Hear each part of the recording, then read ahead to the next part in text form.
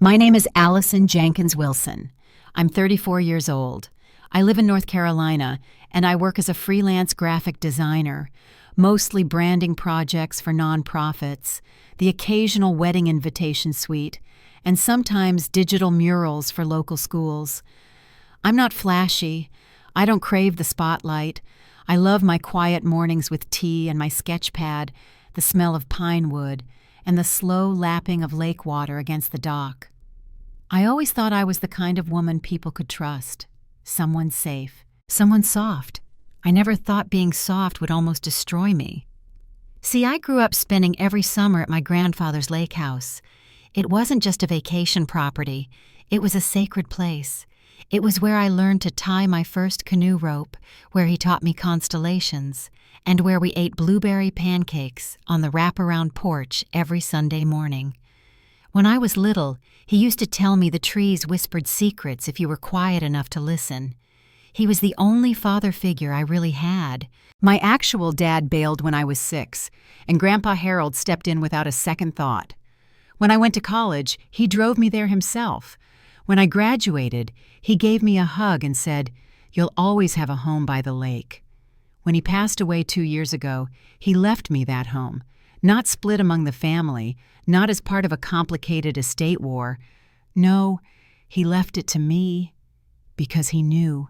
He knew I loved that place for what it was, not what it could be sold for. And that was where the resentment began. I should have seen it sooner. The way my mother-in-law, Elaine, smiled just a little too tightly when the will was read. The way she held her wine glass with white-knuckled fingers at the reception after the funeral. The way she leaned in and said, "Oh dear, what a responsibility for someone like you," as if inheriting peace was somehow a burden. Elaine Wilson was the sort of woman who wore pearls to brunch and thought subtle cruelty was a form of charm, always smiling, always polished, but always watching. And I guess, in her eyes, I was never good enough. Not good enough for her only son, Michael. Not good enough to carry their last name. And certainly not good enough to own a house on prime lakefront property. Michael and I had met 7 years earlier. I was working on a marketing campaign for a local animal shelter's fundraising gala. He was there representing his investment firm, clean-cut, charismatic, Ivy League kind of charm. He asked me about my design work, and for once, a man seemed genuinely interested in more than just how I looked in heels. For a while, it was good, really good. We traveled, we built a life together, we talked about kids. He knew how much that lake house meant to me. I thought he understood. But after Grandpa passed, something in Michael started shifting. He got quieter, more impatient. And Elaine? She started showing up unannounced, checking in, calling me darling with a tone that always made me feel like a stray dog she was tolerating. Then I got sick. It started with weird joint pain, then fevers, then days I couldn't even hold a pencil, let alone design a client logo. 6 months after the funeral, I was diagnosed with lupus, a severe, aggressive form. My immune system had turned against me. I was slowly being attacked from the inside out. Michael tried to be supportive at first, but he wasn't equipped for something long-term, not emotionally, not mentally, and definitely not financially.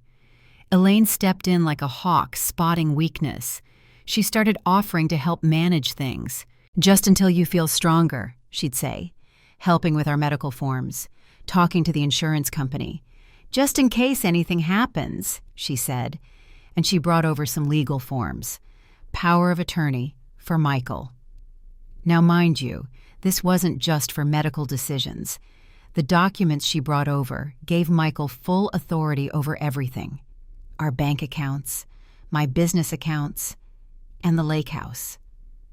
When I questioned it, Elaine smiled with that frozen, doll-like grin and said, "Oh, honey, it's just boilerplate. No one's actually going to use it." But something in me, something ancestral, told me to get my own lawyer, and I did. I signed limited medical power of attorney, just in case. Nothing more. Michael didn't like it. Elaine was visibly disappointed. The night before my surgery, I couldn't sleep. My thoughts were racing. The pain was brutal. I went to get a glass of water, and I heard them in the kitchen, Michael and Elaine. "She's not thinking clearly," Elaine whispered. "This might be our only chance." That sentence replayed in my head for hours. The next morning, I kissed my husband goodbye as he wheeled me into surgery. I looked into his eyes and said, "Only medical decisions. Nothing else. Promise me." He nodded. "I love you, Allie," he said. Those were the last words I heard before the anesthesia pulled me under. The surgery was 6 hours long, complicated, risky, but I survived. When I woke up, groggy and weak, I was surrounded by white light, and Elaine's face, not Michael's. Elaine. "Where's Michael?" I asked. "Oh, sweetheart," she said. "He's taking care of a few things. Rest. Don't strain yourself." A nurse came in to check my vitals. She smiled and said, "You're lucky. You have such a thoughtful family. Your mother-in-law told us all about the big sale. That lake property? So exciting." Sale. Sale. My heart monitor began to beep like a siren. I couldn't speak, couldn't move, but my brain was screaming. She'd done it. She sold my lake house while I was unconscious, my sanctuary, my grandfather's legacy, my home, gone. Just like that. I turned to Elaine, my voice barely a whisper. "What did you do?" And she smiled, that same thin-lipped southern smile that had always made me feel small. "You never earned it anyway, Allison," she said softly. "You were never strong enough for it. It's better this way." I closed my eyes, and in that moment, through the pain, through the haze, through the heartbreak, I remembered something. Grandpa's words, his voice, like gravel and sunshine, echoing from the porch of that house so many years ago. "Don't worry, Alley Cat," he used to say. "Some people see this place as land, but you see its soul. One day, that'll matter more than you know." And that's when I realized they had no idea what Grandpa had really left behind, no idea what protections he'd built into the deed, no clue what I was about to unleash. I couldn't sleep that night, not from the pain, though that throbbed through every muscle like burning glass, but because I knew they had planned this for months, and I'd let them. I'd let her into my house, into my hospital plans, into my life. I thought she was just being overbearing, annoying, even manipulative. But I never imagined outright theft. And Michael, he'd held my hand that morning, kissed my forehead, lied through his teeth. He had betrayed me. The betrayal didn't hit like a bomb. It was slower, colder, like frost creeping across a window, freezing everything I thought I knew, until it all cracked under the weight of truth. What haunted me most wasn't just the sale. It was the idea that they'd planned it all while pretending to love me. I thought back to the day of Grandpa's funeral, the way Elaine had stood in the receiving line, dressed in designer black and crocodile tears. Everyone said how kind she was for supporting me, for holding my hand as I gave the eulogy. But I remember now, the way she tilted her head just slightly when the will was read aloud, the way Michael's hand tightened around mine when the lawyer said, "The lake house goes entirely to Allison Jenkins Wilson." That should have been my first warning, but I ignored it, because love blinds you, and loyalty, real or imagined, keeps you obedient. That week after the funeral, Elaine was suddenly everywhere, dropping by with casseroles I didn't ask for, asking where the spare key to the lake house was in case of emergencies. She'd started making comments at dinner. "Oh, honey, you can't possibly maintain that big place on your own. Maybe you should sell before it becomes a burden." She meant well, Michael told me when I complained. You know how she gets. But it wasn't how she gets. It was strategy. I thought she was just territorial. Turns out she was hunting, and I was the prey. The worst part? I started believing her, not at first, but slowly, like erosion. 1,000 little paper cuts, comments about how my health was declining, how we weren't visiting the lake house enough, how Michael was shouldering so much, and maybe we needed to simplify. "You're so talented, dear," she once said, her voice like sugar over poison. "But you live in a dream world. That lake house won't keep you warm when the medical bills start stacking up." And Michael, God, Michael started echoing her, subtle at first. "We should maybe look into options, just in case." "We're not using it anyway, babe." And then, when I pushed back, he said the line I will never forget. "Do you really want to let that place rot while you're stuck in bed?" That's when the first crack split my trust in two. I had been sick, yes. I'd been tired, aching, swollen from steroids, and exhausted from treatments that left my body ravaged. But I still went to the lake house. I went alone. On days I pretended to be working late, I'd drive the 2 hours to Pinarest and just sit. On the porch, on the dock, in Grandpa's old armchair. It was the only place I felt like myself, and they wanted to take it from me. I should have known the paperwork would follow. One afternoon, Elaine showed up with a manila folder and a fake look of concern. "We just want to protect you," she said. "These are just in case something happens." The documents were thick, legal, cold, a general power of attorney, not just medical. She said it was standard. Michael nodded. I wanted to throw up. I remember staring at the signature line, pen in hand, heart pounding. And something, maybe Grandpa's voice, maybe just raw instinct told me, "Don't do it." I didn't.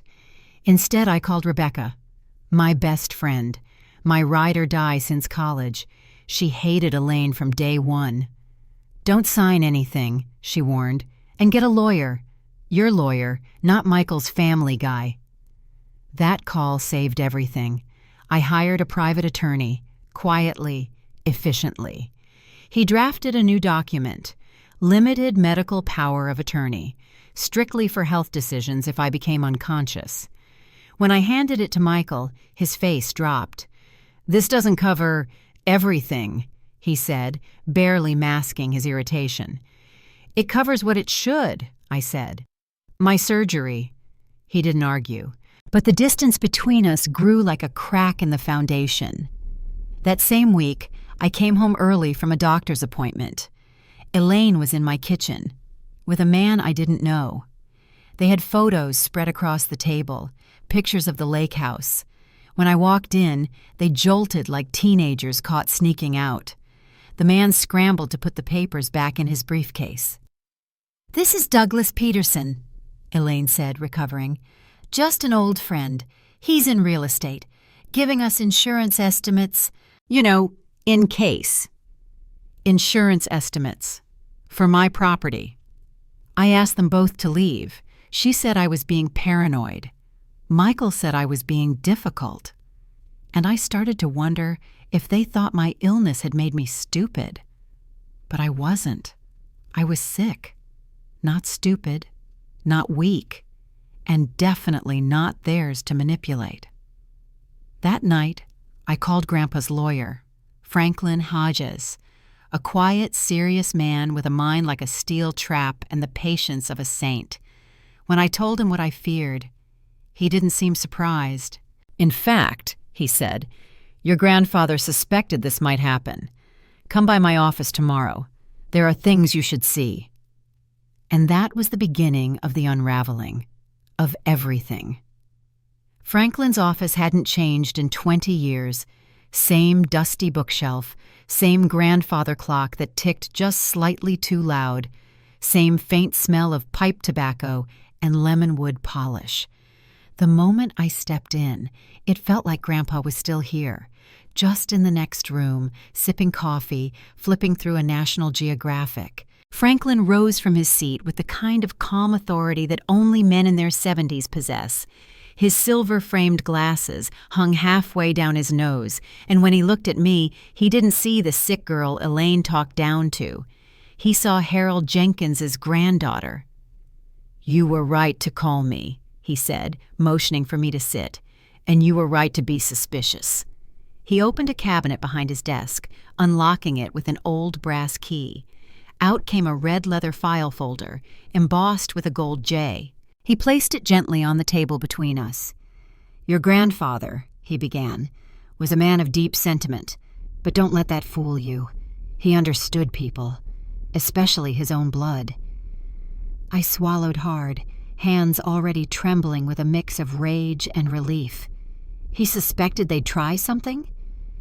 "Not them exactly," Franklin said, "but he anticipated greed, and grief brings it out in strange ways." He flipped the folder open and pulled out a series of property deeds, maps, and legal documents so detailed they could have passed for military intelligence. I scanned the top lines, subdivision codes, tax map grids, until he tapped 2 specific pages. "This," he said, pointing to the diagram, "is the lake house property as most people see it. Lot 42, 3 acres, main house, guest house, dock, boathouse." I nodded. "But your grandfather had it subdivided." I looked up. "What?" "Legally," he said, sliding another page forward, "it's 2 lots, 42A and 42B, main house and 2 acres, and then the guest house, dock, and shoreline parcel." It hit me like a cold wave. So, if someone tried to sell it, they'd only be able to sell part of it? Franklin gave a sly smile. "Only you can sell either part. That's the beauty of it. Not just the subdivision, but the trust." He pulled out a final page, heavy parchment with Grandpa's thick, looping signature at the bottom. "This document," he said, "is the safeguard. Harold placed both properties under a family trust, but with very strict conditions. Any attempt to sell, mortgage, or transfer either lot without your explicit written consent triggers a clause." "What kind of clause?" "One that immediately revokes any marital property interest, meaning Michael loses all claim. It also initiates legal transfer of full ownership rights, solo title, to you. No co-signers, no inheritance splits, nothing." I stared at the paper. It was the smartest move Grandpa ever made. "Wait," I said slowly. "You said written consent, not power of attorney?" "Exactly." Franklin's eyes twinkled behind his glasses. "Your signature, not Michael's, not Elaine's, not even your own if you're unconscious. Verbal approval doesn't count. Power of attorney doesn't count. It has to be you." I leaned back in the chair, pulse racing. "So, if they tried to sell anything using the medical POA, they've committed fraud," he said simply. "And, this is the important part, if they forged your signature, they not only broke the trust's conditions, they triggered a legal transfer. Everything they tried to steal now belongs to you alone." I didn't know whether to cry or laugh. After a moment, Franklin spoke again. "I've already prepared emergency filings in case it happens. Your grandfather asked me to, just in case." I looked up sharply. "He really thought it would come to this?" Franklin sighed. "Allison, he loved you, and he didn't trust the people circling you, not since the wedding." He was right not to. I left the office that day with a new sense of purpose. For the first time since the diagnosis, I felt fire, not just fatigue. I didn't care how exhausted I was. I wasn't going to let them win. Not this time. I made 2 important stops on the way home. First, to the bank, where I secured a private safety deposit box under my maiden name, Allison Jenkins. I placed every copy Franklin had given me inside. Original trust documents, deed maps, Grandpa's handwritten letter. I took photos of everything, stored them in a password-protected cloud folder, and backed them up to a hard drive that I hid inside an old cookie tin in my art studio. Second, I went back to my lawyer, the one who had drawn up the limited medical POA, and asked him to begin preparing a post-nuptial agreement. "Just in case I survive this surgery," I said coldly, "I want to make sure he never touches a dime of what my grandfather gave me." The lawyer, a no-nonsense woman named Lydia, smirked. Smart move. When I got home, Michael and Elaine were in the dining room again. Papers were scattered on the table. They went silent when I walked in. Michael shoved the documents into a folder. "Just going over the hospital billing." Elaine smiled tightly. "You know how complicated all this insurance stuff is, dear?" I didn't reply. I was too busy noticing the way Michael's laptop screen had a tab open that said, "Property sale, cash buyers." Later that night, while he was in the shower, I did something I never thought I'd do. I went through his phone, not just snooping, searching. What I found was worse than I imagined. Messages between Michael and someone named Douglas Peterson. Photos of the lake house, discussions of timelines, offers. Then one message from Elaine. "Remember, this is for her own good. She'll thank us later." My hands trembled. I copied every message, every photo, every email. I saved them to the same encrypted folder I'd created. Then I made a decision. Rebecca would be my medical proxy, not Michael. I called her that night, told her everything. "I need someone I can trust," I whispered, my voice shaking. "You've got me," she said without hesitation. "And I'll watch everything while you're under." That was 5 days before the surgery, 5 days before Elaine's betrayal went into motion, and 5 days before I would be forced to pretend I didn't know what was coming, just long enough to let them hang themselves with their own lies. The next few days passed like a dream I couldn't wake from, foggy, slow, and constantly on the edge of dread. Michael was oddly attentive, overly attentive. Suddenly he was the husband from our honeymoon phase, bringing me herbal tea, fluffing my pillows, offering foot rubs, asking how I slept. It was the kind of care that felt off, not real, like a performance, like guilt wrapped in affection. Elaine kept her distance, but I could sense her hands were still deep in everything. Every time Michael's phone buzzed, he looked over his shoulder before answering. He took calls in the garage now. His laptop had a new password. He even turned the screen away when I walked into the room. But I said nothing. I smiled. I thanked him. I played the part of the sick little wife, because sometimes survival demands performance too. The night before surgery, I sat in bed with my laptop while Michael pretended to read a book beside me. I could feel him watching me from the corner of his eye. I pulled up an old photo folder labeled Summer 2005, Pinterest. I clicked through them slowly, one by one, as if I were just feeling nostalgic. There I was, 14 years old, grinning with blueberry stains on my cheeks while Grandpa flipped pancakes on the grill. Another photo, us sitting on the dock at sunset, me curled up under his flannel jacket. Then one of the guest house, paint peeling, curtains billowing through open windows, a dog sleeping in the doorway. I stopped on that one. "You remember when we took that picture?" I said, turning the screen toward Michael. He looked up, startled. Yeah, of course. Grandpa had just finished fixing the boathouse roof that week. You were sunburned. Elaine was mad we didn't have cell signal out there." He nodded absently. "Yeah, right." He didn't remember, because he'd never been there for that moment. He'd only come to the lake house once before Grandpa died, and even then, he spent more time inside doing work calls than actually outside with us. But he smiled anyway. He lied without even thinking about it. That's when I knew there was no saving him. At 2 a.m., I got up quietly and walked to the kitchen. I opened Elaine's purse, which she'd accidentally left on the counter earlier that day. She never forgot things, especially not $900 designer handbags. Inside, among lipsticks and receipts, was a business card.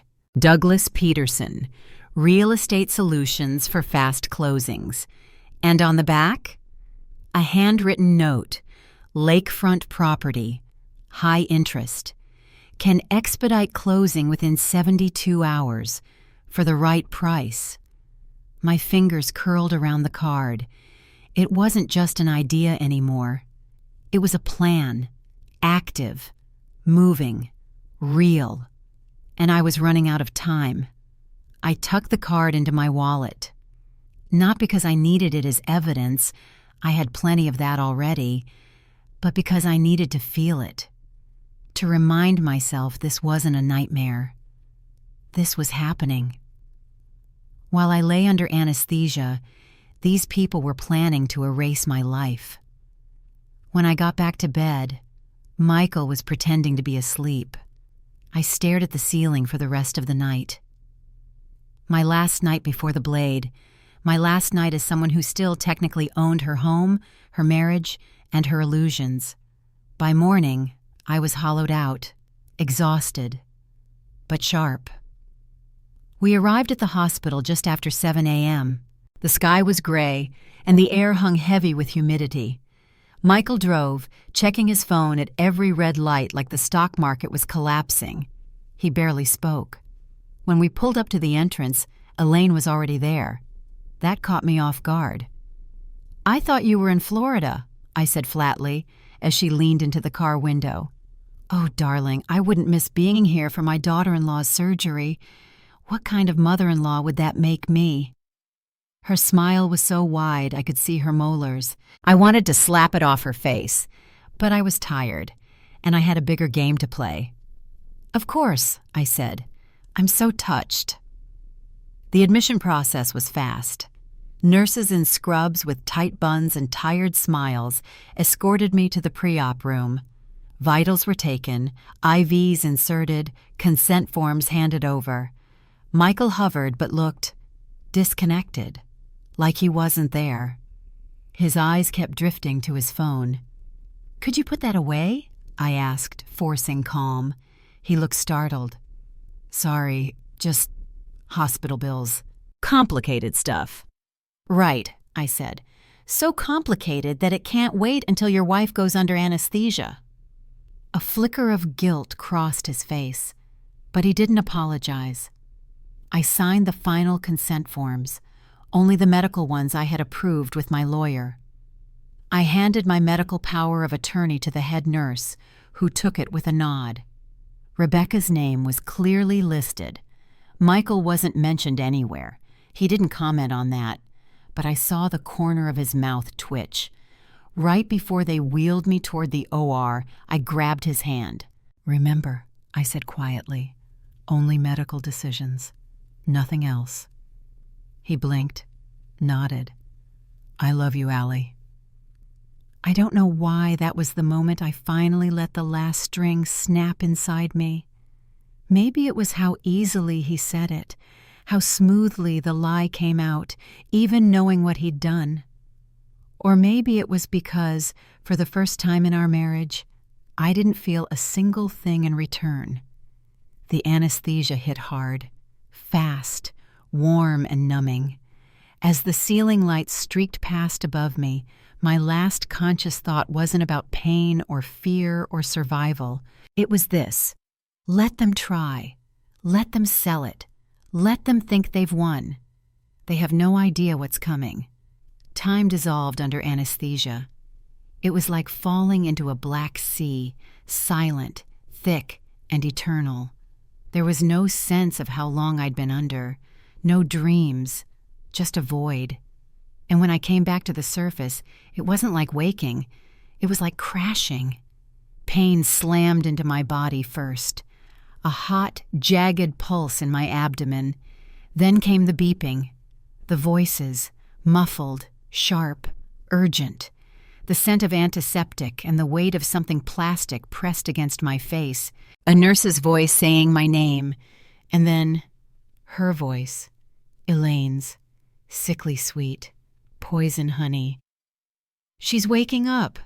No, no, no, no. That voice, that woman.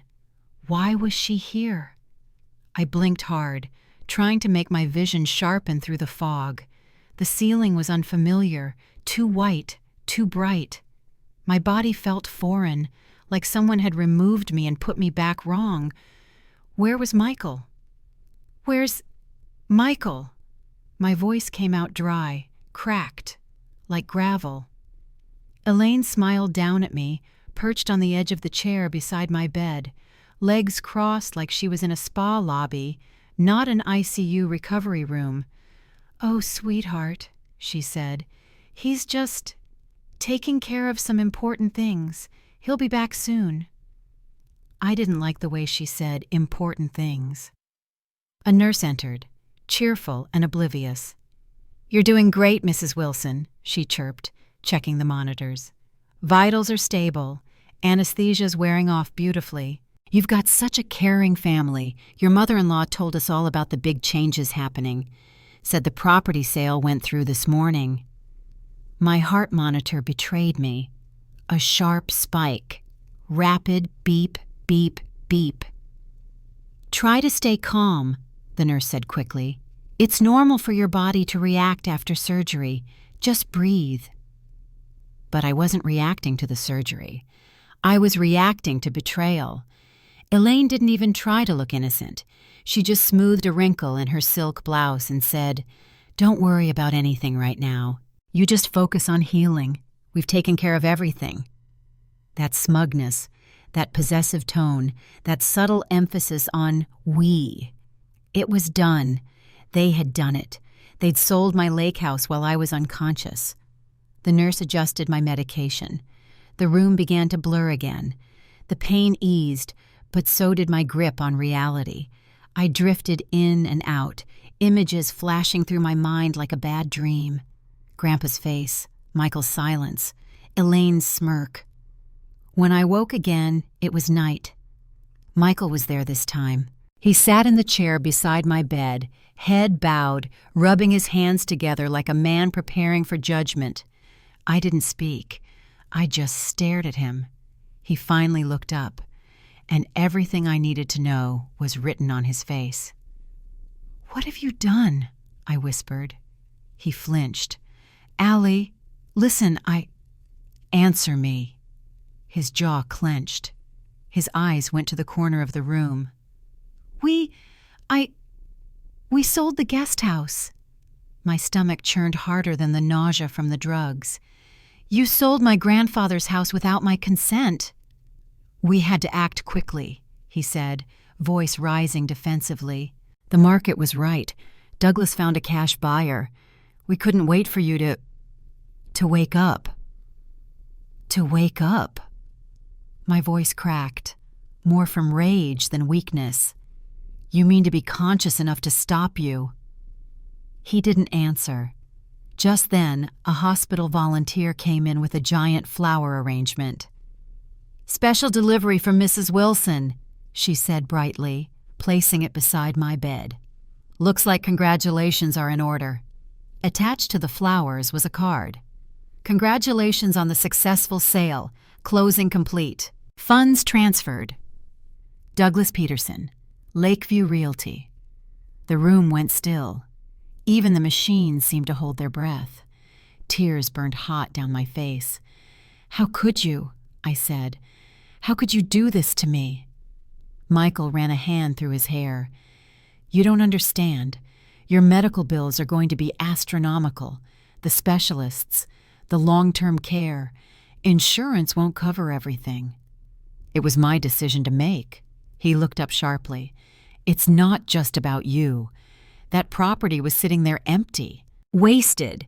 Meanwhile, we're drowning in expenses.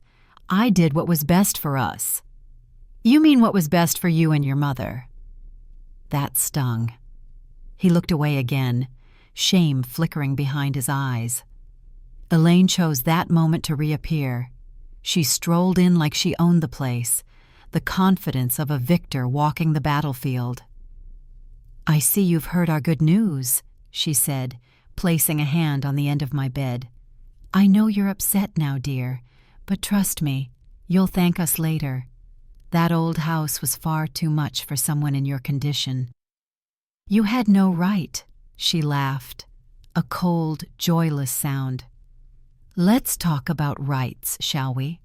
That house should have gone to someone in the family who could actually use it, not someone who visits it a few times a year and is now too sick to even climb the porch steps." She dropped the act completely. No more fake sweetness, just bare, bitter resentment. "You don't deserve it, Allison. You never did." I stared at her. I had never seen such naked venom. "You used a medical POA," I said slowly, "not a property one, and I never signed anything." Michael shifted uncomfortably. Elaine shrugged. "Details." She smiled like a snake. "The buyers already wired the money. The papers are signed. It's done." The air left my lungs. She'd done it. She'd forged my signature. She was that confident. "You forged my name." Michael couldn't meet my eyes. Elaine just tilted her head. "I did what was necessary," she said. "You were going to let that property rot while you wasted away in a hospital. We saved your legacy, dear." No, she hadn't saved anything. She'd triggered it. Everything Grandpa planned, everything Franklin prepared, the trust, the clause, they had no idea, and I was done warning them. The monitor beeped wildly again, nurses rushed in, and I screamed with everything I had left, "Get out!" Elaine started to object, but the head nurse held up a hand. "Ma'am, you need to leave now." "But she's hysterical," Michael tried to intervene.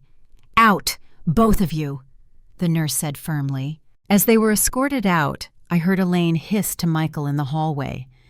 "She's unstable. You see? We had to act." I closed my eyes. The pain was blinding. The betrayal was worse. But beneath it was something else. Not despair, not even sadness. It was strategy. Because she didn't know what she'd activated. She didn't know she'd handed me everything. And when I got out of that bed, I would burn down everything she thought she'd gained, without lifting a single match. I didn't sleep that night. Not because of the pain, though that never truly left, but because of the boiling, relentless churn of betrayal in my chest. I couldn't close my eyes without seeing Elaine's face, smug and victorious. Couldn't breathe without remembering the sound of Michael's voice, trying to justify the theft of my inheritance like it was some noble sacrifice. They thought they'd won, but I knew something they didn't, something Grandpa knew before he died. They had just made the worst mistake of their lives. By morning, the nurses noticed the change in me. I wasn't broken. I was focused, quiet, cold, sharp-edged. As they checked my vitals, one of them handed me my phone. "You've had several missed calls," she said, handing it over with a smile. "Someone's been eager to reach you." The number wasn't saved in my contacts. I almost ignored it, but something told me to answer. "Hello?" My voice was still raspy from the breathing tube. "Mrs. Wilson?" a man asked, sounding slightly unsure. "This is Douglas Peterson from Lakeview Realty. I hope I'm not disturbing your recovery, but there seems to be some confusion about the property sale." My heart rate picked up. "What confusion?" He cleared his throat. "Well, your mother-in-law facilitated the sale of the guest house. Lot 42B, I believe, but the buyers showed up this morning and were surprised to find construction flags only on that side of the property. When they inquired about the main house, Lot 42A, The neighbor told them it still belongs to you. I smiled, the first real smile since waking up, because that was Grandpa's plan working in real time. "Mr. Peterson," I said carefully, "can you confirm who signed the sales documents?" There was a pause, then papers shuffled in the background. "Well, the signature on file is yours, but Mrs. Elaine Wilson handled all the negotiations. She provided a power of attorney document, though the title company has expressed some concern about whether it extends to real estate transactions." "It doesn't," I said. He went silent. "My husband only had a medical power of attorney," I continued. "What you're describing is fraud." There was a beat of absolute stillness. "I see," Douglas said slowly. "That's deeply concerning. Our agency prides itself on ethical transactions. If what you're saying is accurate, we may be looking at a very serious legal issue." "Oh, we are." My voice had never sounded so calm, so collected. "Please expect a call from my attorney shortly. In the meantime, I'd advise you and your clients to avoid touching anything on either lot until this is resolved." "Yes, of course. Please accept my apologies for the distress this has caused." I ended the call and immediately dialed Franklin. He answered on the second ring. "Allison, how are you feeling?" "Sore, betrayed, but also ready." "Did they go through with it?" "They sold the guest house while I was unconscious, forged my signature, used the medical POA." He exhaled sharply. "Well then," he said, "they've triggered the clause." Just like that. I could almost hear Grandpa's voice in the background chuckling. They'd done exactly what he predicted. "Move forward with everything," I said. "I'll start with an emergency injunction to freeze the funds from the sale," Franklin replied. "Then we'll notify the title company and sheriff's department about the trust violation. The transfer of sole ownership will be activated automatically under Clause 7C. "Do it." I stared at the ceiling, adrenaline thrumming through me. For the first time in weeks, I felt strong. That afternoon, Rebecca arrived at the hospital with a bag of real food and a fierce look in her eyes. She pulled up a chair, handed me a croissant, and said, "Tell me everything." By the time I finished, she looked like she wanted to drive to Elaine's house and set it on fire with her bare hands. "She forged your name," she hissed. "While you were in surgery?" I nodded. "They are done." "We're going to need your help," I told her. "We're going to win this the legal way. No drama, just paperwork and devastation." Rebecca grinned. "You know I live for quiet revenge." We spent the next few days building the timeline. Text messages from Michael's phone, captured and saved before surgery, photos of the guest house, screenshots of Douglas's messages, Elaine's business card with the handwritten note. We organized everything into folders, labeled and time-stamped. Meanwhile, Franklin was a force of nature. By the end of the third day, the funds from the sale, over $425,000, had been frozen under court order. Douglas was cooperating. The buyers, though confused, were willing to hold off on renovations until everything was resolved. Elaine, however, was oblivious until the sheriff showed up on her doorstep. I wasn't there, but Franklin was. He stood just behind Sheriff Thomas as Elaine opened the door, lipstick perfectly applied, a scarf around her neck like she was going out to brunch. The moment she saw the envelope in the sheriff's hand, the color drained from her face. "What is this?" she asked. "Legal notice," Sheriff Thomas said, "triggered by unauthorized sale of trust-protected property, signed by Judge Riley." Franklin added, "You violated the trust, Mrs. Wilson, and as a result, all ownership claims you and your son held are now terminated. The properties belong solely to Allison." Elaine stood there in stunned silence, and then, as if reality hadn't fully registered yet, She said the most Elaine thing imaginable. We did it for her own good. Franklin said she almost sounded proud. But her own good wasn't going to hold up in court, especially not after the forged signature, the misuse of power of attorney, and the illegal transfer of funds. Back in my hospital bed, I received a call from the sheriff's office. "Mrs. Wilson," the deputy said, "we've delivered the notices. There was some yelling, but they've been informed, and we're securing the property for now." "Thank you," I said. "You did good," he added. "Not a lot of people stay this calm when their whole life gets stolen out from under them." I smiled. "I'm not done yet." Rebecca helped me get approval for an early discharge. My doctor wasn't thrilled, but when I explained why I needed to be at the lake house in person for legal proceedings, he reluctantly signed off, with conditions. "You push yourself too hard," he warned. "You don't know how hard I've already been pushed."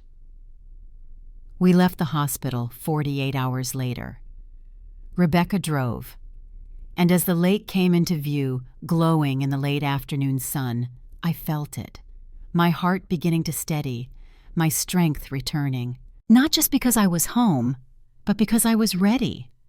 The next chapter wouldn't be about what they took, it would be about what they lost, and what I was about to take back. The ride back to the lake house was quiet. Rebecca drove like she was transporting royalty and dynamite at the same time, gentle with every turn, but deadly focused. I sat in the passenger seat wrapped in a blanket, a pillow between my abdomen and the seatbelt, and a folder in my lap. Not the one with Grandpa's legal protections, that was already in Franklin's hands, but one I had labeled with a single word, written in capital letters across the cover: Truth. Inside were screenshots, emails, notarized documents, and a printed transcript of Michael's text messages that I'd recovered before the surgery. There was even a time-stamped recording of Elaine discussing how we'll handle her when she wakes up. It wasn't just revenge anymore. It was evidence. The sky was pale gold as we turned onto the winding road that led toward the house, my house. The trees thinned, and the glint of the lake came into view, shimmering behind the pines. My breath caught. The driveway wasn't empty. 3 cars were already there.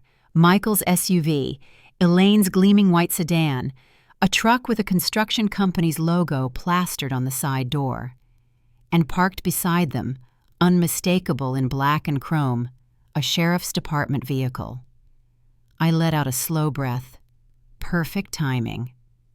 Rebecca pulled the car to a smooth stop behind the sheriff's cruiser. "You sure you're ready for this?" "I've been ready since the moment I woke up and saw her face." I moved slowly, each step still a struggle, but steady. Rebecca helped me to the porch. As we approached, voices echoed around the side of the house, raised, frantic. We followed the sound, and then I saw them. Elaine, red-faced and gesticulating wildly at Sheriff Thomas, who stood like a stone pillar holding a thick legal envelope. Michael was slumped in one of the Adirondack chairs, his face in his hands. Douglas Peterson stood nearby, clearly uncomfortable, flanked by a couple in business-casual clothing, the buyers, presumably, who looked like they'd walked straight into a minefield. "Ma'am, I'm not invalidating anything," the sheriff said calmly. "I'm here to deliver a court order outlining the consequences of violating a trust-protected asset. The deed conditions were breached when you facilitated a sale under false authority." "You can't do this!" Elaine shouted. "We already sold it." "No, you sold part of it," I said clearly. Every head turned. Elaine's face drained of color the moment she saw me. "You," she hissed, "you're supposed to be in the hospital." "I wouldn't miss this for the world," I said, gripping the porch rail for balance. Michael stood up, stunned. "Allie, what? How did I know?" I cut in. "Douglas called, and Grandpa prepared for this exact betrayal." Douglas stepped forward. "Mrs. Wilson, I mean the real Mrs. Wilson, your mother-in-law misrepresented the authority she had. I I had no idea. We were told that I was incapacitated, that I gave permission, that my property was up for grabs, I finished. You were lied to, and now I suggest you all listen closely, because what's coming next doesn't leave room for negotiation. Franklin emerged from the house then, crisp in a navy suit, holding another set of papers. "Let's clarify a few things," he said, adjusting his glasses. "My name is Franklin Hodges. I represent Allison Jenkins Wilson. I also represented her late grandfather, Harold Jenkins, who anticipated familial manipulation and fraud." He turned to the buyers first. "You purchased Lot 42B under false pretenses. That portion of the property was illegally listed and sold using a forged signature. However, Allison is not pursuing action against you personally at this time." The couple exhaled visibly. Franklin continued, "You have two choices. Keep the guest house property, knowing its purchase was tainted and likely to be reversed, or rescind the transaction and receive a full refund." The husband nodded. "We'll rescind." Wise choice. Then Franklin turned, slowly, deliberately, to Elaine and Michael. "You," he said coldly, "have triggered every legal safeguard Harold put in place. As of now, all marital property rights regarding both Lot 42A and 42B are void. Full ownership reverts to Allison, and per Trust Clause 7C, any funds gained through unauthorized sale are considered stolen." Elaine sputtered. That's ridiculous." 3 courts have upheld this exact clause in prior estate disputes," Franklin replied. "You didn't just lose the house, you forfeited everything." The buyer stepped away. Douglas nodded grimly and began dialing someone, likely the title office. Elaine lunged one step forward. "This isn't over." "No," I said. "It's just beginning." Her eyes flashed.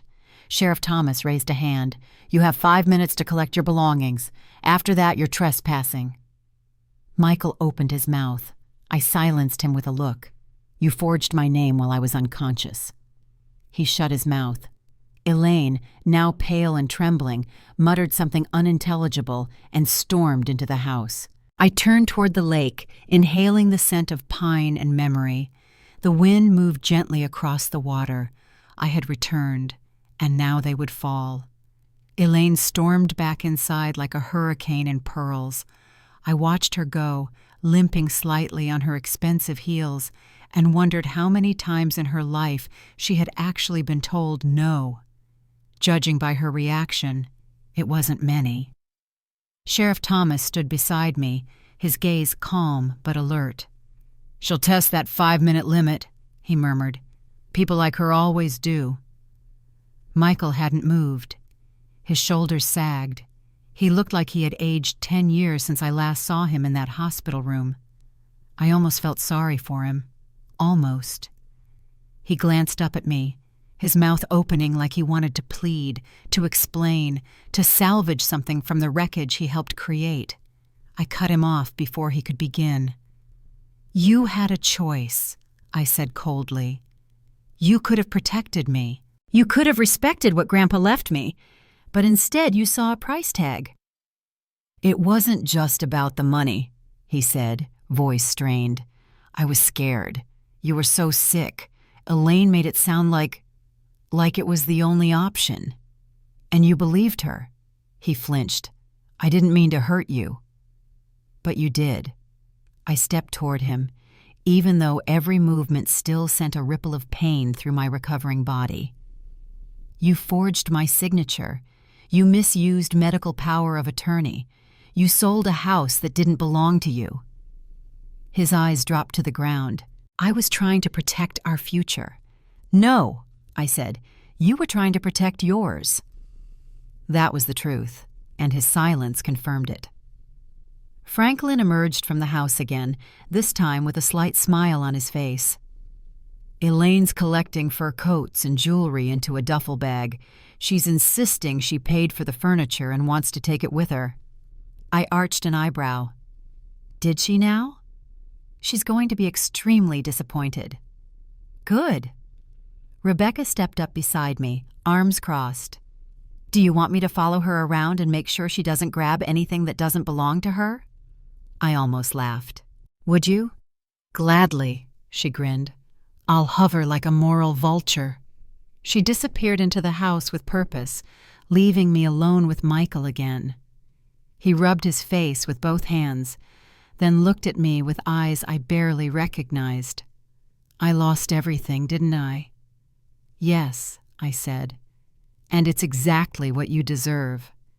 He swallowed hard. "You're going to divorce me." "I already filed." His jaw clenched, but he didn't argue. He didn't even look surprised. "I'll sign whatever you want," he said. "I won't fight you on assets." "Too late for that," I said quietly. "You already gave up your rights the moment you committed fraud." His eyes flickered, and I saw something there. Not love, not even guilt, but the crumbling awareness of consequence, real, final, and devastating. Elaine reappeared minutes later, dragging a heavy suitcase with one arm, her face pinched and red. Her hair had frizzed at the edges, and her perfectly applied lipstick had faded to the corners of her mouth. She looked human and furious. Rebecca followed close behind, arms folded. She tried to unplug the espresso machine, said it was a gift. I reminded her it was a wedding present from your cousin, and she muttered something about lawyers. I turned to Elaine. "Are you done?" Her eyes narrowed. "You've humiliated us." "No," I said. "You did that yourselves." She took a slow step forward, scanning the crowd like she wanted to curse every one of us with her stare. "You think this is over?" she whispered. "You think this little victory will last?" I didn't blink. "It's not a victory. It's justice." "You are nothing, Allison. A sick little girl playing at being important. You were always too weak to carry a legacy."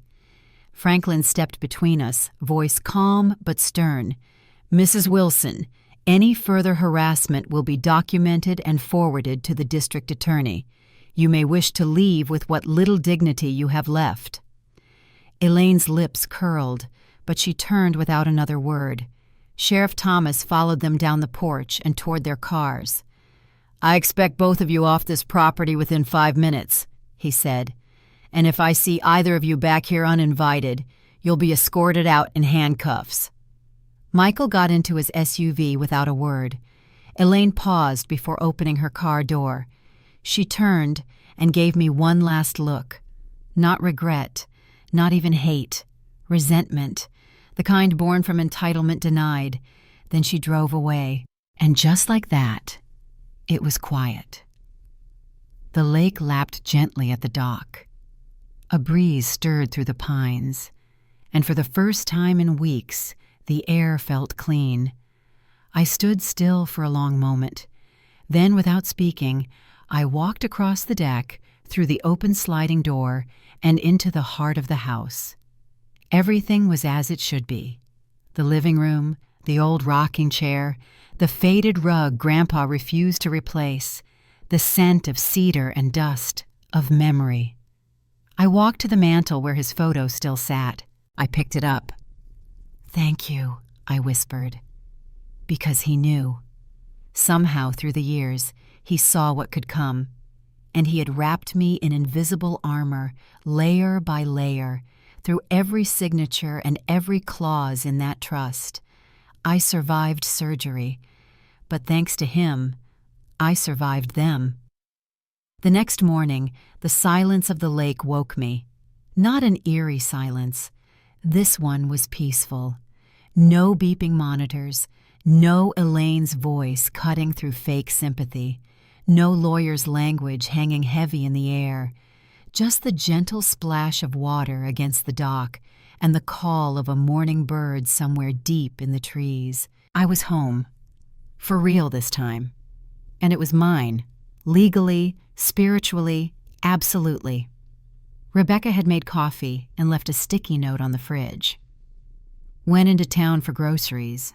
You need real food. Also, you're a badass. R. I smiled. It still felt surreal. Less than a week ago, I was being wheeled into an operating room wondering if I'd wake up again. Now, I was standing barefoot in my own kitchen, sipping coffee out of Grandpa's old mug with his initials carved into the handle. I pulled out my laptop and opened the email Franklin had sent overnight. Attached were scanned copies of the emergency court orders, bank account freezes, and, most importantly, the official trigger notice for Trust Clause 7C. The wording was dry, emotionless, but I read it with the weight of everything we had fought for. All ownership rights, title claims, and marital interest related to properties Lot 42A and Lot 42B, Pine Rest Lake, are hereby and henceforth revoked from Michael Wilson and or any parties acting on his behalf or by proxy. Full and exclusive ownership is granted solely to Allison Jenkins Wilson. I read it 3 times, and then, for the first time in days, I let myself feel it, the weight, the grief, the triumph. The lake house was no longer just an inheritance. It had become a war zone, a courtroom, a battleground for my dignity, my voice, and my place in a family that had tried to erase me. And I had won. But it wasn't just about me. Franklin called later that afternoon with another update. Douglas Peterson and the buyers have agreed to rescind the guest house purchase, he said.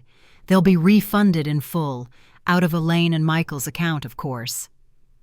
What about the sale proceeds? I asked. Already frozen. The court will approve the transfer into your personal trust by Friday. You'll receive every cent. And the forgery charges? District attorney's reviewing the file, Franklin said. It's looking more and more like they'll move forward, especially after the forged signature and text message trail. I felt a strange coldness then. Not revenge. Clarity. Let them be prosecuted. Let them face public humiliation. I didn't even care about their reputations. I just wanted the world to know. I wasn't weak. I wasn't naive. And I damn sure wasn't disposable. Franklin cleared his throat gently. There's something else. What is it? Michael's attorney reached out. He's trying to settle. He wants a fast, uncontested divorce. No alimony, no claims. In exchange, you don't push for criminal prosecution. I leaned against the counter. Of course he was. Typical Michael, finally realizing the damage when it was too late. What else? I asked. He's also agreed to provide a full written confession, 10 pages, signed, admitting to everything Elaine orchestrated. I didn't expect that, and yet it made sense. Michael had always been a follower, a coward. He needed someone to hand him a script, and Elaine had played that role until the bitter end. Send it to me, I said. I want it in my hands. The document arrived the next morning. Michael had handwritten it. Each sentence was clean, clear, stripped of excuse. He admitted Elaine first raised the idea of selling the lake house after Grandpa's funeral, that she began sowing seeds of doubt in his mind about my health, my finances, my ability to maintain the property. He said she framed the idea as a rescue mission. He detailed how they faked discussions behind my back, staged real estate appraisals as insurance consults, and how he went along with it because it felt easier than fighting her. He even described watching me sign my medical POA and realizing they'd use that window to sign the property documents behind my back. And near the end, he wrote, I know these words mean nothing. I know I've lost you, but I will regret this betrayal for the rest of my life. There is no excuse, only shame. I closed the folder slowly and put it away in Grandpa's old desk drawer.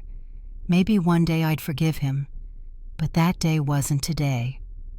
Later that week, Elaine made one final attempt at self-preservation. She filed a countersuit, claiming emotional distress, a misinterpreted trust clause, and even mental manipulation on my part. Franklin crushed it like a mosquito. The judge not only dismissed the case, she ordered Elaine to pay my legal fees and issued a formal warning against future harassment. But the best part? When the district attorney offered Elaine a choice, face criminal charges for fraud and theft, or return every dollar she spent from the illegal sale, she returned it, every cent, over $30,000. She had to sell her precious luxury handbags and cancel a prepaid cruise just to scrape it together. Rebecca nearly choked on her tea when I told her. "Hell hath no fury like a revoked country club membership," she said, laughing. By the end of the month, it was done. Divorce finalized. Estate resolved. And I stood alone on the deck of my lake house, the early summer sun rising over water that sparkled like glass. I still had pain in my body, scars that surgery hadn't erased. The lupus wasn't gone. It never would be. But my spirit? It was more intact than it had been in years. The guest house stood quiet at the shoreline, the place Elaine tried to demolish with her greed. I had something else in mind for it now, something Grandpa would have loved. The house felt different now, not physically. Every board, every creak in the staircase, every coffee-stained ring on the kitchen counter was exactly where Grandpa had left them. But spiritually, the air was lighter. The silence wasn't heavy anymore. It was earned. For the first time in years, I could hear myself think. I walked down to the dock that morning, barefoot, the dew still clinging to the grass like little glass pearls. I sat on the edge, feet dangling over the water, and let the cool lake breeze wash over me. There were no emails to answer, no court dates to dread, no fake smiles to perform for Elaine's benefit. No second-guessing whether my husband was building a life with me or without me. There was just me. And this place, and that guest house, the one they tried to sell out from under me. I hadn't stepped inside it since before the surgery. It was where Grandpa kept old tools and fishing poles, and where he used to sleep on hot summer nights when the main house was too stuffy. It had always been a bit neglected, never quite as cared for as the main house, but it had character, big windows that looked out over the lake, a wraparound porch that needed sanding, a small attic with a circular window that caught the morning sun just right. I stood in front of it now, the front door creaking slightly as I pushed it open. Dust motes floated through sunbeams like little spirits still dancing. The floor creaked beneath my feet. The walls smelled of old cedar and age and something deeply familiar. Grandpa's fishing vest still hung on the hook by the door. I left it there. The more I looked around, the more something stirred in me. Purpose. I didn't want this place to be defined by Elaine's betrayal. I didn't want to walk into the guest house and only remember court filings, forged signatures, and greed. I wanted it to be something better, something more. The idea came slowly, then all at once. That afternoon, I called Rebecca. "I'm turning the guest house into a retreat," I said. "A retreat?" "For women like me," I said. "Women who've been betrayed, burned, gaslit, pushed aside by families or partners or just life. A space to heal, to recover, to rebuild." Rebecca was silent for a moment. Then she said, "That's beautiful. What will you call it?" I looked at the wooden plaque still nailed to the front porch post. Grandpa carved it himself years ago. It read simply, "The Second Wind." I smiled. I already have a name. The next few weeks were a blur of paint samples, contractor meetings, and gentle but determined labor. My body still tired quickly. My muscles ached in strange places. But every brushstroke on the walls felt like reclamation. Franklin helped me file for nonprofit status. Rebecca built the website and outreach plan. We used the money Elaine had been forced to return, my money, to fund everything. The irony wasn't lost on me. Her betrayal had become my foundation. 1 month later, the second wind opened its doors for the first time, not to clients, yet, but to people who had stood beside me through every storm. Rebecca, of course, Franklin, in his perfectly pressed suit, bringing a bottle of non-alcoholic champagne.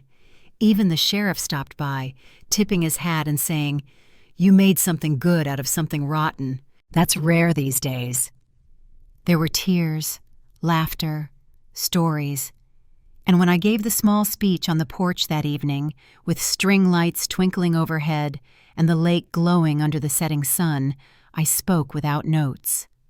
"I almost lost everything," I said. But I didn't.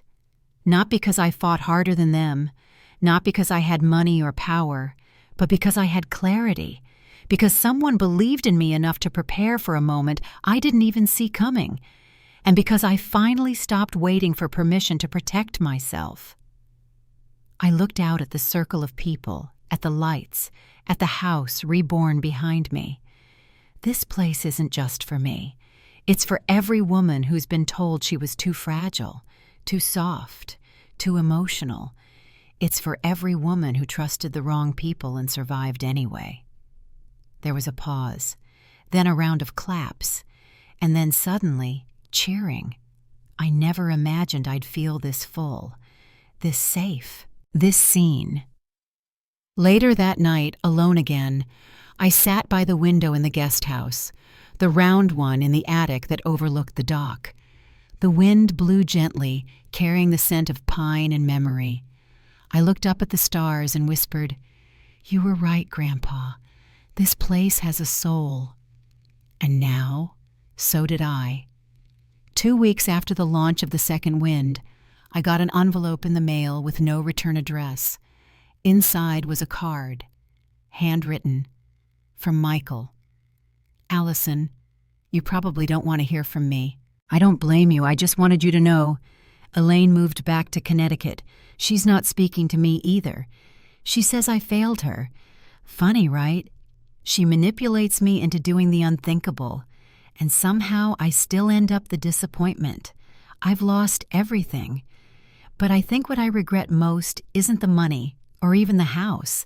It's losing the version of me I was when I was with you, before all this. I didn't realize how much of myself I gave away to keep her approval. I don't expect forgiveness. I just wanted you to know. You were always the stronger one, and I see that now. Michael."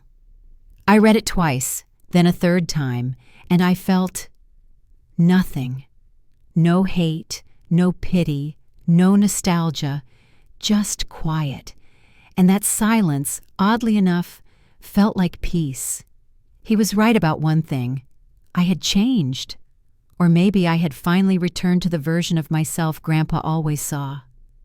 The Allison who didn't apologize for existing. The Allison who stopped shrinking herself to make other people feel powerful. The Allison who knew her worth, even when others tried to price tag it. I didn't write Michael back. There was nothing left to say. That same week, I got an email through the Second Wind's website. The subject line read, "I don't know where else to go." Her name was Erin, 37, divorced. Her ex-husband had emptied their joint accounts after she was diagnosed with early-onset Parkinson's. Her family refused to get involved in legal drama. She'd been sleeping in her car for 3 weeks. I read her story and felt my chest tighten, because it was all too familiar. A woman, left behind not because she did something wrong, but because she dared to be vulnerable, to need help, to get sick, to trust. I called her that night. She broke down sobbing 5 minutes into the call.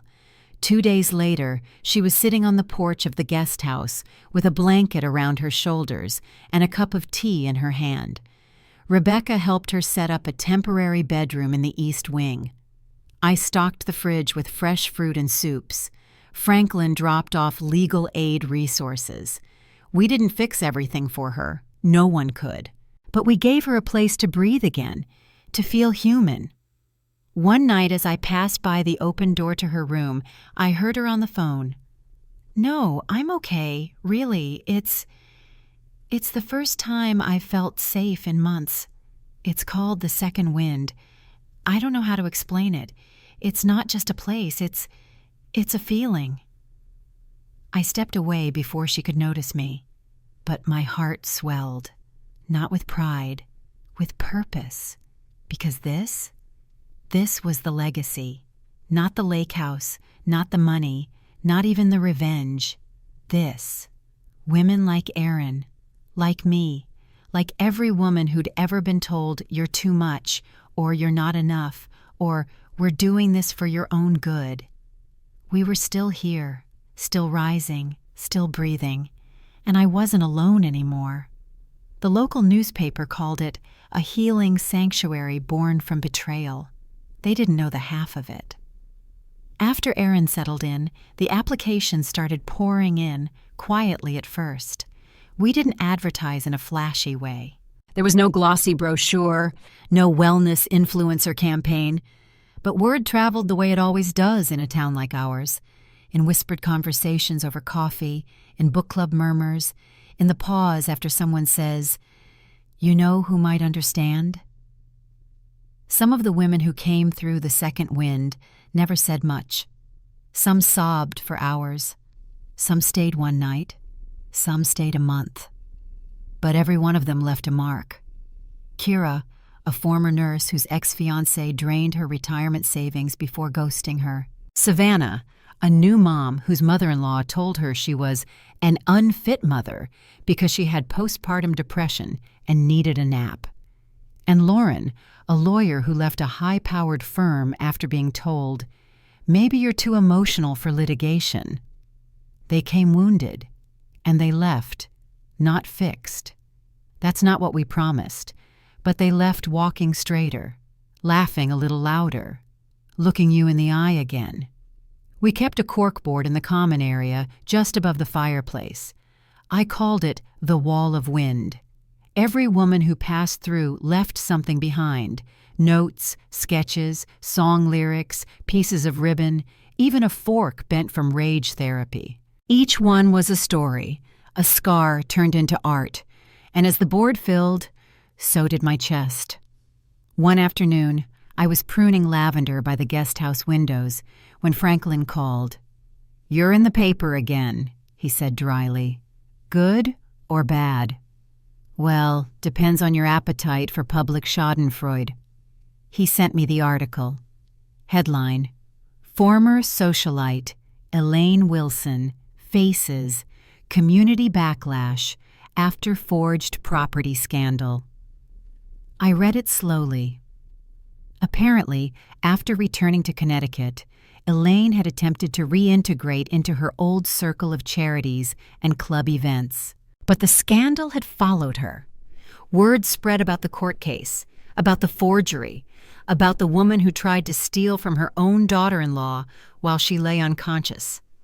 One of her oldest friends, a fellow board member at the Hartford Botanical Society, had commented anonymously to the journalist, "We were shocked. We always knew Elaine could be assertive. But this? It's beyond anything we imagined. People are pulling away quietly. No one wants that kind of drama at their luncheons." Another anonymous source added, "She was always obsessed with legacy. Now she's infamous. She won't recover socially, not here." There was a photo. Elaine, shoulders hunched, sunglasses on, leaving a grocery store with a cloth bag and a scowl. No makeup, no pearls, no entourage. Just a woman alone in a world that no longer bent around her. I felt nothing. No glee, no pity, no satisfaction, just detachment. She had written her ending, one forged signature at a time. Later that week, Rebecca found a package on the front porch. No return address. Again. Inside was a jewelry box. Velvet. We opened it slowly. It was Elaine's engagement ring, the one she used to flaunt like a trophy. 4 carats, flawless clarity, set in platinum. Taped to the lid was a note. "I never deserved this, but you did. E." Rebecca looked at me. "What do you want to do with it?" I stared at the ring for a long time, then said, "Auction it." "Seriously?" "We'll use the money to build a second cabin, one that's wheelchair accessible.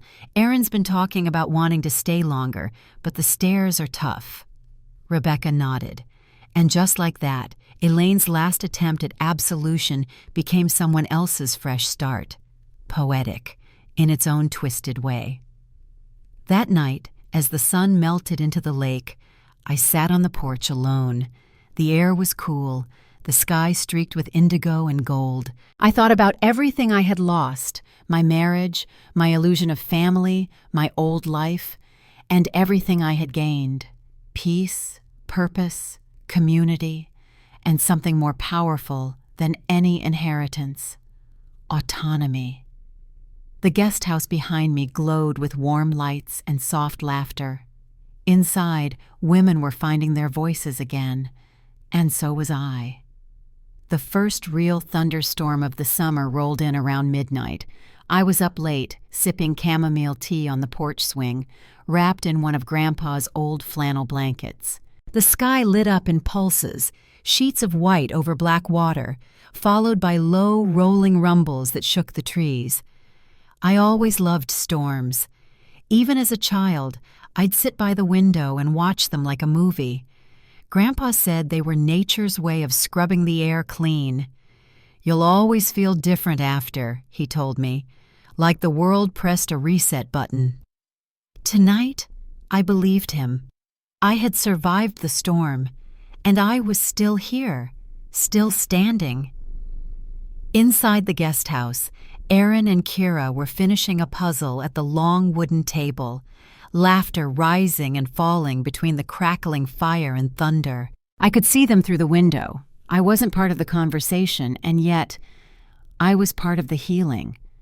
The space I had built, out of ashes and rage, was now echoing with joy. This wasn't revenge, it was rebirth. Earlier that day, I had received a call from a local college offering to partner with the Second Wind for a mental health seminar series. One of the professors had heard about our work through a former guest, Lauren, the ex-litigator, who'd gone on to become an advocate for women navigating post-divorce trauma. They wanted me to speak. "Not about legal strategy," the woman said, laughing. "About survival, about how you found your way back to yourself." At first, I hesitated. I wasn't a speaker. I wasn't polished. I didn't have a TED Talk voice or neat little quotes to offer. But then I remembered how it all began, with one woman waking up in a hospital bed, realizing her life had been rearranged behind her back, realizing that the people closest to her didn't believe she was strong enough to deserve what she had been given. I said yes, not for recognition, but because I owed it to the version of me who thought being kind meant being silent. No more.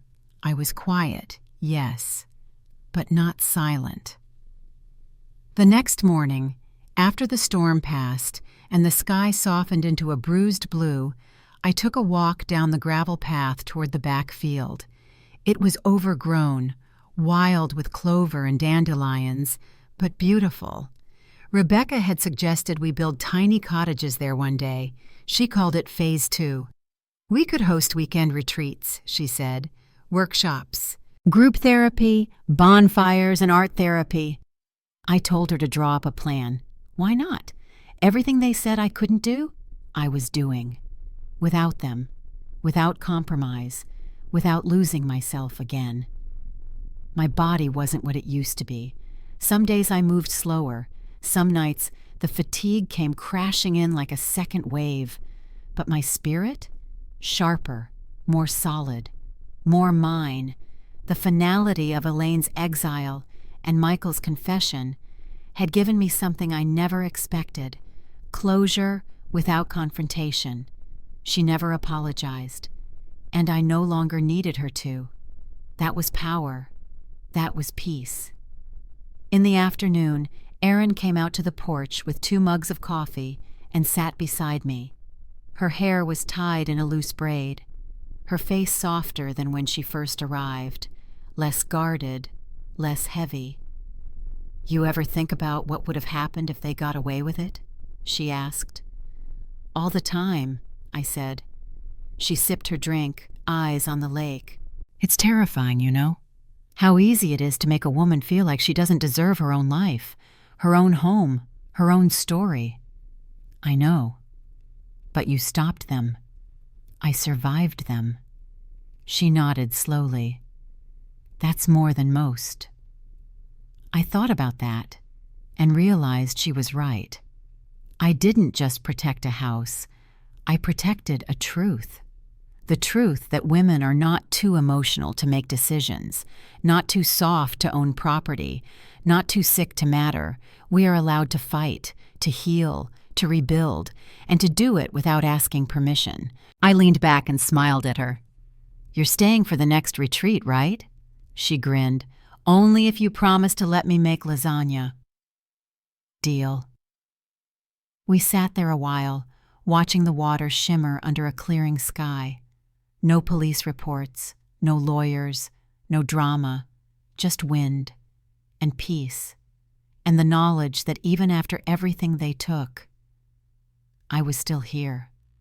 It was a Thursday morning in early October when I stood on stage in front of 300 strangers, each of them watching me, waiting for me to speak.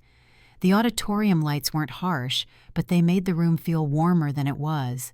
The college's Women's Empowerment Summit had invited speakers from across the state, advocates, therapists, nonprofit founders, and survivors. I was the last to speak. The keynote, a title I never asked for. My name was printed on a laminated badge that hung from a lavender ribbon around my neck. Allison Jenkins Wilson, founder, The Second Wind. I could still hear the MC's introduction echoing in my ears. She turned personal betrayal into public empowerment. She transformed a place that was nearly stolen from her into a sanctuary that now houses women healing from trauma, abuse, and abandonment. Please welcome Allison Jenkins Wilson. The applause had felt surreal. Now, standing in front of them, microphone in hand, I suddenly realized something. I wasn't nervous, not even a little.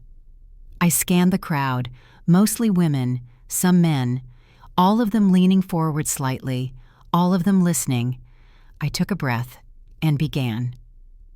"I want to start by telling you something that most people only say in whispers. I was almost erased." A pause. Their stillness told me to keep going. "I don't mean metaphorically. I mean that, while I was in surgery with machines breathing for me, with doctors fighting to keep my body alive, someone I trusted tried to sign away everything I had left, my home, my history, my identity." A few people gasped. One woman in the front row nodded slowly, her eyes glossy. "I woke up from surgery to find out that my lake house, my grandfather's legacy, the place that raised me, had been sold without my consent, forged documents, false authority, all orchestrated by my husband and his mother." A man in the second row leaned forward in disbelief. "Why?" I asked aloud. "Because I was sick. Because they decided I wasn't strong enough to handle it. Because they thought they knew what was best for me." I looked around the room. Maybe you've heard that before. Maybe you've felt it. That invisible hand pushing you out of your own life. That voice that says, "We're doing this for your own good." Several people nodded now, hands gripping notebooks, shoulders tightening. "I believed them at first," I continued. "That's the hard part. I believed I was weak. I believed I had to be quiet. I believed that trusting them meant I didn't have to trust myself." Silence. Stillness. And then I let it land. But I was wrong. I let that hang for a moment. Turns out I wasn't the weak one. I told them the whole story, not the legal documents or court motions, but the emotional truth, the waking up, the smirk on Elaine's face, the ache of betrayal, the fire of realization, and how, buried inside all that wreckage, was a door I hadn't noticed before, a door to power. "My grandfather knew who I was long before I did," I said. "He built protections I didn't even know I'd need. But even more than that, he planted something deeper.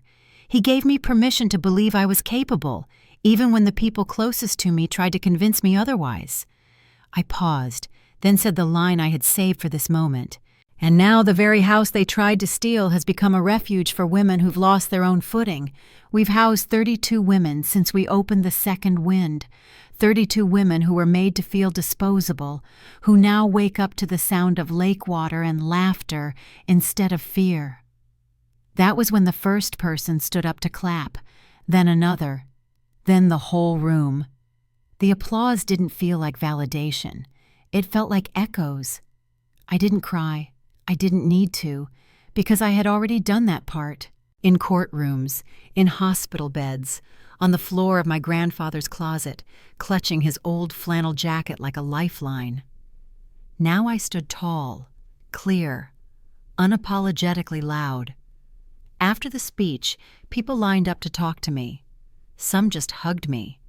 Others whispered things like, "That was me last year," or "You just gave me language for what I couldn't explain." A young woman with a notepad said she was writing her thesis on trauma-informed recovery spaces and wanted to tour the second wind. "I'll save you a seat on the porch swing," I told her. Rebecca met me backstage with 2 coffees and a huge grin. "You owned them," she said. "I didn't even feel nervous," I admitted. "Because you weren't performing," she said. "You were finally just you." That night, we drove back to the lake. The guest house glowed warm through the trees as we pulled in. Inside, Kira was reading on the couch, and Savannah was boiling pasta in the kitchen. Someone had put Aretha Franklin on the record player. It felt like a home, not a shelter, not a facility, a home. Rebecca flopped on the couch beside Kira. "I think we need to get Allison a new badge," she said, grinning. "Something like CEO of Survival or Queen of Comebacks." I laughed, then looked around the room. "I don't need a title," I said. "I've got this." And I meant it. I woke up before sunrise the next morning.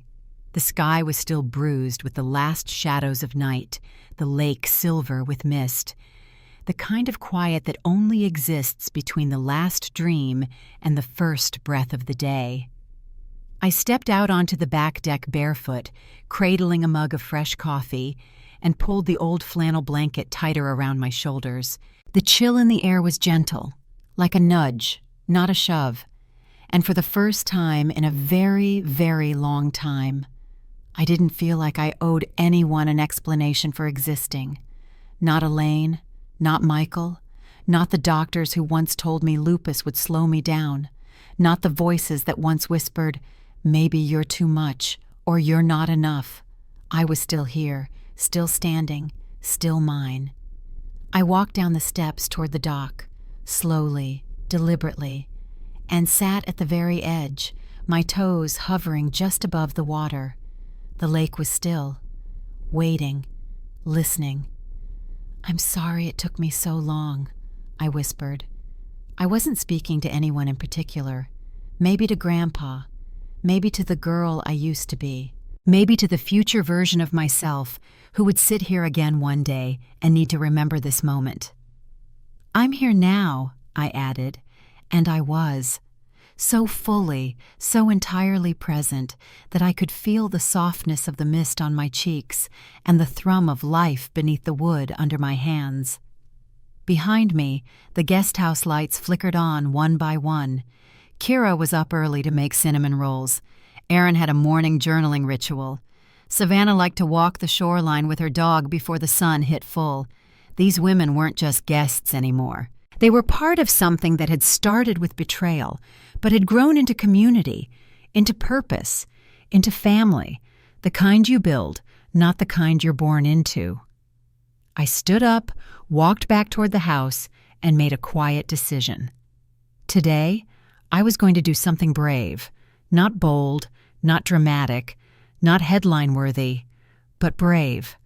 I picked up the phone and dialed a number I hadn't used in over 8 months. It rang 3 times. Then, hello? It was my mother. Her voice was older than I remembered, frailer somehow. Or maybe it was just the distance I now heard in it. "Hi," I said. "Allison?" A pause, then a sharp inhale. "My God, I didn't think I'd ever hear from you again." "I didn't think I'd call," I admitted. Another pause, then carefully, "Are you okay?" "I am now." And I meant it. I didn't call her for reconciliation. I didn't need her to explain why she took Elaine's side, why she defended Michael even when I begged her to look deeper. I didn't need apologies for birthday cards never sent or silence during the court hearings. I just needed to reclaim my voice. We talked for 7 minutes. No crying, no drama. Just 2 women with too much history and just enough civility to acknowledge the gap between them. When we hung up, I didn't feel healed, but I felt whole. That was enough. Later that day, I walked to the guest house to join the women for our weekly circle. We sat in a ring on the deck, the sun peeking through the trees, each woman holding a smooth river stone, a ritual I had started after the first 3 guests arrived. Each stone represented something we'd let go of that week. When it was my turn, I held my stone up and said, "I let go of the fear that healing has to look a certain way. I let go of waiting for closure I don't need anymore." And I placed the stone in the center bowl. Aaron went next. I let go of shame. It doesn't belong to me. It never did.